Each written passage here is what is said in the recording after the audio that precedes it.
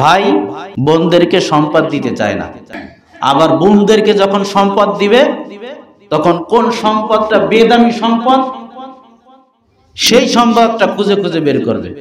এই সম্পদটা আপনার সম্পদ না,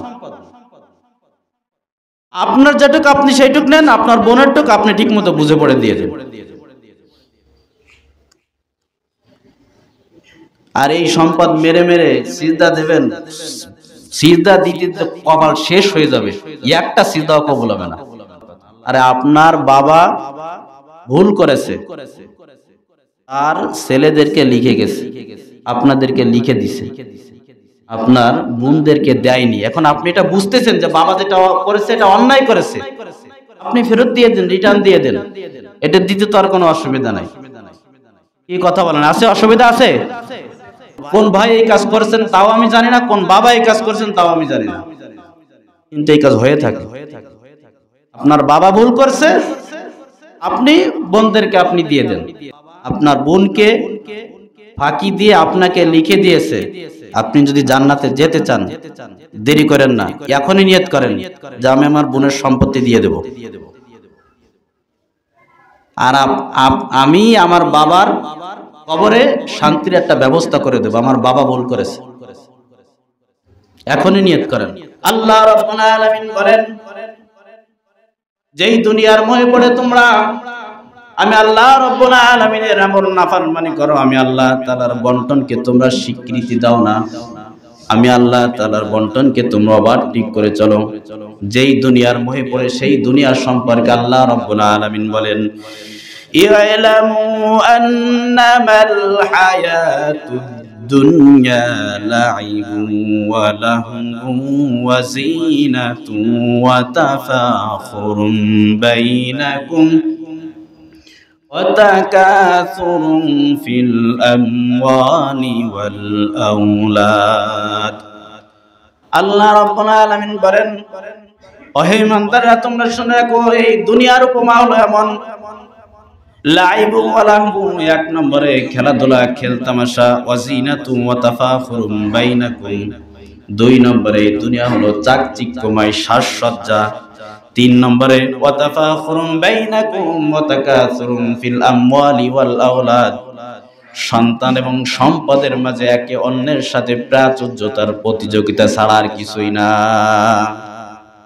দেখেন, মানুষের জন্ম থেকে নিয়ে মৃত্যু পর্যন্ত তিনটা স্টেপ পার করে। এক, শৈশব, সেদিকে শুধু তার খেলাধুলার দিকেই মন থাকে, কথা বলেন ঠিক কিনা? এরপরে শৈশব যখন পার করলো, যৌবনে যখন সে পদার্পণ করলো, তখন তার দেহের সাজসজ্জা, কথাবার্তার সাজসজ্জা, একটা ভাব, একটা মশান, একটা ফ্যাশন, এইভাবে তার যৌবন বয়সটা কেটে যায়। কি কথা বলেন ঠিক কিনা? এরপর বিয়ে শাদী করলো, সন্তান এবং সম্পদের মাঝে একে অন্যের সাথে প্রাচুর্যতার প্রতিযোগিতা শুরু হয়ে যায়। এই হলো দুনিয়া। আল্লাহ রাব্বুল আলামিন বলেন, কামাসালি গাইসিন আজাবাল কুফফারা নাবাতুহু সুম্মা ইয়াহিজু ফাতারাহু মুসফাররান সুম্মা ইয়াকুনু হুতামা। কেমন যেন সেই বৃষ্টি যেটা নাজিল হলো, জমিনে নাজিল হওয়ার পর কৃষকের ফসল ফলাদি সবুজ শ্যামল হয়ে উঠলো, এরপর সবুজ শ্যামল ফসল ফলাদি যখন শুকিয়ে যায়, ফাতারাহু মুসফাররান তোমরা সেটাকে হলুদ বর্ণ দেখতে পাও, সুম্মা ইয়াকুনু হুতামা এরপর সেটা খড়কুটায় পরিণত হয়ে যায়। আল্লাহ রাব্বুল আলামিন বলেন, মন ভরা আনন্দ উৎপন্ন কৃষকের আশা ভরা মন যেমন নিরাশায় পরিণত হয়ে যায়, যারা এই শুধুমাত্র দুনিয়ার পিছনে ছোটে, মৃত্যুর পর তাদের সমস্ত আশাকে চূর্ণ বিচূর্ণ হয়ে যায়। কথা বলেন ঠিক কিনা? এই হলো দুনিয়া। বৃষ্টির পানি পড়ে ফসল ফলাদি সবুজ শ্যামল হয়ে উঠলো, কিছুদিন খুব ভালো দেখা যায়, এরপর সেটা শুকিয়ে যায়, এরপর সেটা খড়কুটায় পরিণত হয়ে যায়, শেষ হয়ে যায়। এই তো দুনিয়া। আল্লাহ তাআলা বলেন, শৈশব শেষ, যৌবন শেষ, বার্ধক্য শেষ, এই তো দুনিয়া। এক সময় দেখা যায় মাঠের যেই সবুজ শ্যামল একটা সৌন্দর্য ছিল সেইটা আর থাকে না। কথা বলেন, থাকে? এই তো দুনিয়া। আল্লাহ রাব্বুল আলামিন বলেন, অফিল আখিরাতি আযাবুন শাদীদুন ওয়া মাগফিরাতুম মিনাল্লাহি ওয়া রিদওয়ান।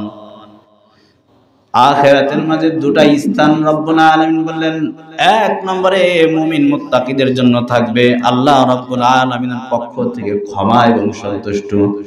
আর যারা দুনিয়ার পিছনে ছুটে আখিরাতকে পিছে রেখে রব্বুল আলামিন বলেন, ওয়াফিল আখিরাতি আযাবুন শাদীদ, এদের জন্য আখিরাতের রয়েছে কঠিন আযাবের ব্যবস্থা। নাউযুবিল্লাহ পড়েন। ওমাল হায়াতুদ দুনিয়া ইল্লা মাতাউল গুরুর, দুনিয়া এটা ধোঁকার বস্তু ছাড়া আর কিছুই না।